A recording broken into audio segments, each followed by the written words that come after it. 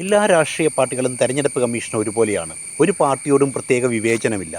എല്ലാവരെയും ഒരേ രീതിയിൽ തന്നെയാണ് കാണുന്നത്. പിന്നെ എങ്ങനെ വിവേചനം ഉണ്ടാകും എന്ന രീതിയിലാണ് തെരഞ്ഞെടുപ്പ് കമ്മീഷൻ ഇന്ന് വാർത്താ സമ്മേളനം നടത്തി മുഖ്യ തെരഞ്ഞെടുപ്പ് കമ്മീഷണർ ജ്ഞാനേഷ് കുമാർ ചോദിച്ചിരിക്കുന്നത്.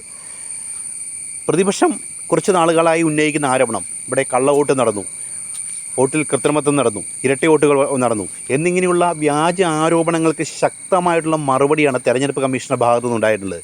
ഈ ആരോപണങ്ങൾ ഉന്നയിക്കുന്ന രാഹുൽ ഗാന്ധി ഉൾപ്പെടെയുള്ളവർ തിരഞ്ഞെടുപ്പ് കമ്മീഷൻ ചോദിക്കുന്നത് ആ ആരോപണങ്ങളുണ്ടെങ്കിൽ അവർ തെളിയിക്കാനാണ്, അതിനുള്ള രേഖകൾ കൊടുക്കാനാണ്, കൃത്യമായ തെളിവുകൾ കൊടുക്കാനാണ്. എന്നാൽ ഈ തെളിവുകളൊന്നും കൊടുക്കാതെ, വ്യക്തമായുള്ള തെളിവുകളൊന്നും കൊടുക്കാതെ വെറുതെ ആരോപണങ്ങൾ ഉന്നയിച്ചാൽ ആരോപണങ്ങളിൽ എത്രത്തോളം വാസ്തവമുണ്ടെന്ന് സാധാരണ ജനങ്ങൾക്ക് പോലും മനസ്സിലാകില്ല. ഇപ്പോൾ തെരഞ്ഞെടുപ്പ് കമ്മീഷൻ ചോദിച്ച ചോദ്യങ്ങൾക്ക് കൃത്യമായൊരു മറുപടി കൊടുക്കാൻ ഇവിടുത്തെ ആരോപണങ്ങൾ ഉന്നയിക്കുന്ന പാർട്ടികൾ തയ്യാറാകണം. അതിൽ എന്തെങ്കിലും സത്യമുണ്ടെങ്കിൽ അത് ജനങ്ങൾക്ക് കൂടി അറിയാനുള്ള അവകാശമുണ്ട്. ഓരോ ജനങ്ങളും, വോട്ടവകാശമുള്ള ഓരോ പൗരനും ഇവിടെ കള്ളവോട്ട് നടന്നിട്ടുണ്ടെങ്കിൽ ആ കള്ളവോട്ടിൻ്റെ കാരണം, ആ കള്ളവോട്ട് നടന്നതിൻ്റെ തെളിവുകൾ കൃത്യമായിട്ട് തെരഞ്ഞെടുപ്പ് കമ്മീഷന് കൊടുക്കാൻ തയ്യാറാകണം.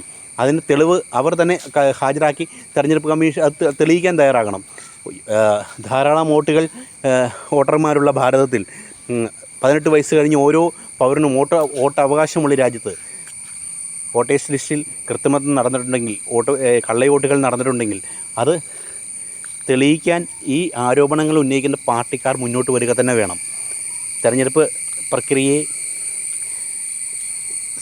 പ്രക്രിയ എന്ന ഉണ്ടായിക്കൊണ്ടിരിക്കുന്ന സുതാര്യമായ ഇടപെടലുകളെ ഇല്ലായ്മ ചെയ്യാൻ നടത്തുന്ന ദുഷ്പ്രവർത്തികൾ, അല്ലെങ്കിൽ രാഷ്ട്രീയ മുതലെടുപ്പിന് വേണ്ടി നടത്തുന്ന ഇത്തരം ചൂതാട്ടങ്ങൾ എന്തു തന്നെയായിരുന്നാലും അതിൽ സത്യമുണ്ടെങ്കിൽ അത് തെളിയിക്കാൻ ഓരോ പാർട്ടിക്കാരനും അവകാശമുണ്ട്.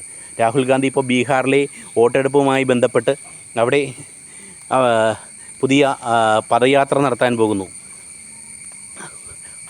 അതൊക്കെ അദ്ദേഹം ഉന്നയിക്കുന്ന ആരോപണങ്ങളിൽ എന്തെങ്കിലും കഴമ്പുണ്ടെങ്കിൽ അതിൻ്റെ വ്യക്തമായ തെളിവുകൾ തെരഞ്ഞെടുപ്പ് കമ്മീഷന് കൊടുക്കുകയും അത് തെരഞ്ഞെടുപ്പ് കമ്മീഷൻ അന്വേഷിക്കാൻ ഉത്തരവിടുകയും ചെയ്യുകയാണ് വേണ്ടത്. അതല്ലാതെ ജനങ്ങളെ തമ്മിൽ തെറ്റിദ്ധരിപ്പിക്കുകയും വെറുതെ രാഷ്ട്രീയ മുതലെടുപ്പ് നടത്തുകയും അല്ല വേണ്ടത്. അത് ജനാധിപത്യത്തെ തന്നെ ഇല്ലാതാക്കാനുള്ള ഒരു ശ്രമമായിട്ട് നമുക്ക് കരുതാൻ കഴിയുള്ളൂ.